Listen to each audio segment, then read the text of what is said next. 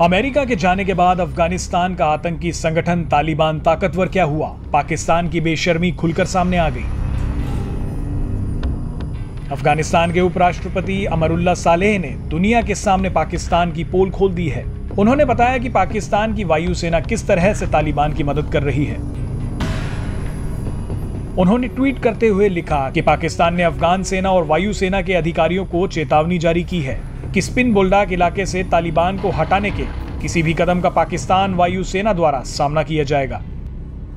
पाकिस्तान की एयरफोर्स अब तालिबान को कुछ इलाकों में नजदीकी हवाई सहायता मुहैया करा रही है।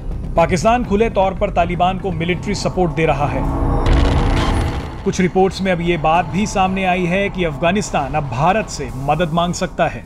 स्थिति अगर और बिगड़ती है तो अफगानिस्तान में भारत और पाकिस्तान की प्रॉक्सी वॉर की संभावनाएं और बढ़ जाएंगी।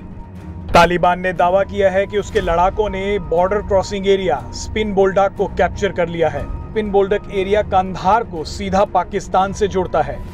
यहीं से बलूचिस्तान का रास्ता भी निकलता है। पाकिस्तान की तरफ से इस बात की पुष्टि की गई थी कि तालिबान ने अफगानिस्तान और पाकिस्तान की सीमा से लगे इस शहर पर कब्जा कर लिया है। पाकिस्तान की तरफ से यह बयान आने के कुछ ही घंटों बाद अफगानिस्तान के एक शीर्ष नेता ने कहा कि पाकिस्तान तालिबान को एयर सपोर्ट दे रहा है।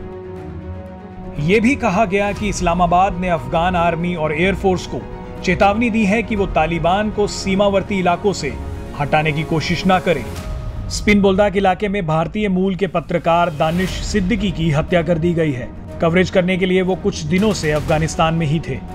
आपको बता दें कि अमेरिकी और नाटो सैनिकों के अफगानिस्तान से वापस लौटने के बाद वहां सिविल वॉर जैसे हालात पैदा हो गए हैं। तालिबान ने यह दावा किया है कि उसने अफगानिस्तान के 80% इलाकों पर कब्जा कर लिया है। इन सब के बीच अफगानिस्तान में शांति बहाल करने के लिए वहां के नेता दोहा में तालिबान से बातचीत करने वाले हैं। वहीं इस पूरे मामले पर अफगानिस्तान ने यह भी बोला है कि अगर तालिबान के साथ बातचीत में कोई समाधान नहीं निकला तो वो भारत से सैन्य मदद मांग सकता है। गौरतलब है कि अफगानिस्तान में बीते दिनों संघर्ष को देखते हुए कई देशों ने अपने काउंसलेट्स वहां बंद कर दिए हैं। भारत ने भी कांधार में अपने वाणिज्य दूतावास के स्टाफ को वापस बुला लिया है। इस मामले पर भारतीय विदेश मंत्रालय ने बताया था कि अफगानिस्तान में दूतावास बंद नहीं किया गया है, बल्कि संघर्ष के कारण कुछ समय के लिए इंडियन स्टाफ को वापस बुला लिया गया है।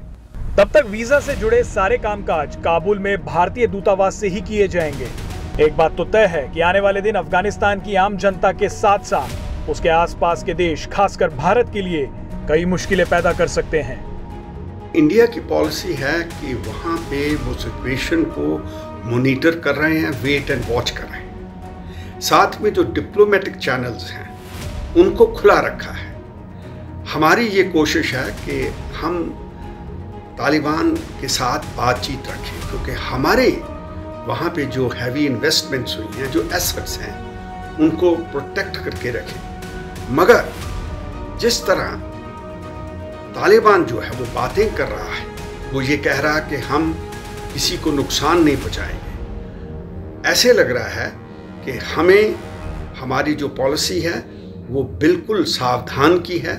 हम इस चीज़ को समझते हैं, क्योंकि हो सकता है कि तालिबान जो है आने वाले समय में अपनी कहे हुए बातें, वादों से मुकर जाए।